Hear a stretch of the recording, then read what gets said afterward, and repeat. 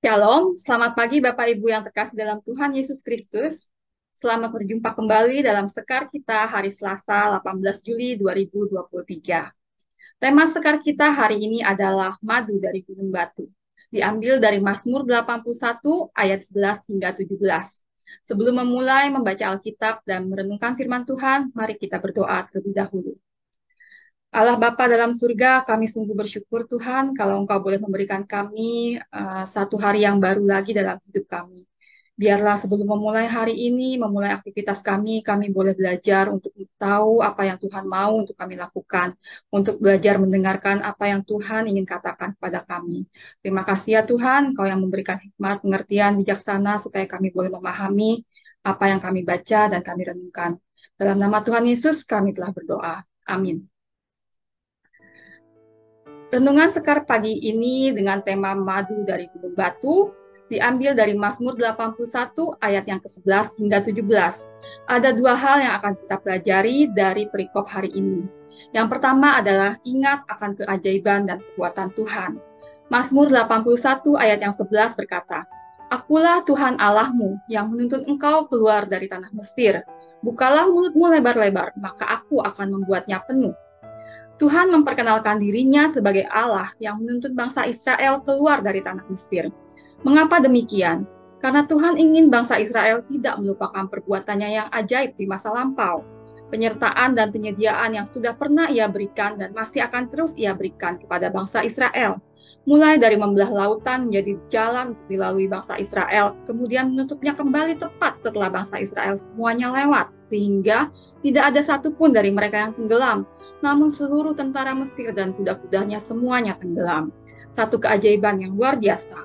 Dan dilanjutkan dengan memberi bangsa Israel makan mana dan burung puyuh di padang gurun, sehingga mereka tidak kelaparan selama 40 tahun. Memberi mereka air saat mereka kehausan, memberi mereka kemenangan dalam banyak peperangan. Begitu banyak perbuatan yang Tuhan lakukan bagi bangsa Israel. Kendati demikian pada ayat ke-12 hingga 13 mengatakan, tetapi umatku tidak mendengarkan suaraku, dan Israel tidak suka kepadaku. Sebab itu aku membiarkan dia dalam kedegilan hatinya. Biarlah mereka berjalan mengikuti rencananya sendiri. Suaranya tidak didengarkan bangsa Israel. Kenapa mereka tidak mendengarkan suaranya? Ayat ini mengatakan karena kedegilan hati mereka. Kata degil dalam KBBI berarti keras kepala, tidak mau menuruti nasihat orang, kepala batu. Alkitab menyebutkan bangsa Israel adalah bangsa yang mengikuti kedegilan hatinya, tidak mau mendengar perintah Tuhan. Berkali-kali Tuhan menghukum mereka karena mereka mengikuti keinginan mereka sendiri. Membangun anak lembu emas untuk disembah, bersungut-sungut di Mara ketika mereka kehausan. Tapi mereka tidak belajar dari semua penghukuman yang Tuhan berikan. Mereka tetap keras kepala, tetap degil, dan mengikuti rencana mereka sendiri. Mereka lupa akan semua anugerah dan keajaiban Tuhan. Mereka juga lupa akan semua hukuman Tuhan. Seringkali kita tidak ada bedanya dengan bangsa Israel. Kita sering lupa dengan semua yang Tuhan telah berikan dan lakukan untuk kita. Padahal di luar Tuhan, kita tidak bisa melakukan apa-apa. Karena semua yang kita punya dan hidup itu sendiri pun adalah satu keajaiban dari Tuhan. Salah satu keajaiban mendasar yang diberikan Tuhan buat kita semua manusia adalah kehidupan melalui tubuh itu sendiri. Dari berbagai sumber yang bisa diakses di internet, ada banyak sekali artikel kesehatan yang mendeskripsikan tentang keajaiban tubuh manusia. Misalnya, tubuh manusia terdiri dari sekitar 100 triliun sel. Mereka semua berasal dari semula satu pembelahan hanya satu sel, yang kemudian menjadi 1000 triliun. Dan setiap menit 300 juta sel mati. Dan itu hanyalah sebagian kecil dari semua total sel yang kita miliki. Tubuh akan memproduksi kembali 300 miliar sel yang baru setiap hari. Dan kalau kita berbicara mengenai otak, itu terdiri dari 100 miliar sel saraf, di mana terdiri dari neuron-neuron dalam otak itu yang di antaranya ada impuls saraf yang akan bergerak dengan kecepatan 170 mil per jam. Itu artinya 273 km per jam. Jantung manusia juga menciptakan tekanan yang cukup untuk menyemprotkan darah sejauh 900 cm. Tekanan seperti itu dibutuhkan supaya darah kita bisa dipompa melalui 96.000 km pembuluh darah dan kapiler. Dan jantung memompa 6 liter darah dan bersirkulasi 3 kali setiap menit. Bayangkan dalam satu hari, darah kita menempuh total perjalanan 19.300 km. Dan berbicara tentang mata, mata kita dapat membedakan hingga 1 juta permukaan warna dan menerima lebih banyak informasi dari teleskop terbesar yang ada. Dan kita berkedip secara otomatis setiap 4 detik, sesuatu yang tidak kita sadari. Itu karena bulu mata berfungsi mencegah debu dan kotoran masuk ke dalam mata. Nah, dengan semua keajaiban mendasar yang kita miliki ini, seharusnya kita bisa sering-sering mengingat keajaiban Tuhan, karena keajaiban itu selalu bersama kita setiap hari. Selain itu, salah satu keajaiban, kita juga sudah menerima keajaiban terbesar dari Tuhan Yesus yang sudah mengaruniakan keselamatan dan hidup kekal buat kita yang percaya. Sehingga seharusnya kita tidak perlu menunggu terjadinya keajaiban-keajaiban lain seperti misalnya sakit disembuhkan, doa dijawab, berkat melimpah, dan sebagainya. Karena kita sudah menerima keajaiban yang paling besar. Dan sama seperti Tuhan menuntun bangsa Israel dari tanah Mesir, keajaiban itu adalah Tuhan juga menuntun kita keluar dari perbudakan dosa dan menebus kita dengan darahnya, dengan darah Yesus Kristus yang sangat berharga. Poin yang kedua dari perikop yang kita baca ini adalah mendengarkan suara Tuhan dan mengikuti kehendak-Nya.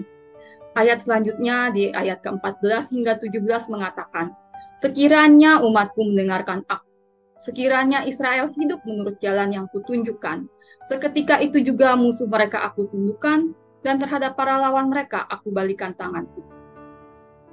Orang-orang yang membenci Tuhan akan tunduk menjilat kepadanya, dan itulah nasib mereka untuk selama-lamanya.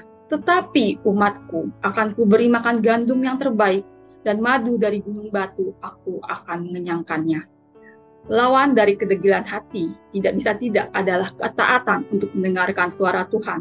Di sini disebutkan mendengarkan, bukan hanya mendengar sambil lalu, mendengar selintas, tapi mendengarkan. Dalam bahasa Inggris ada 2 kata yang berbeda, yaitu kata listen dan hearing. Mendengarkan bukanlah hal yang mudah. Berapa sering dari kita yang mendengar orang lain berbicara, tapi kita sibuk dengan pikiran kita sendiri.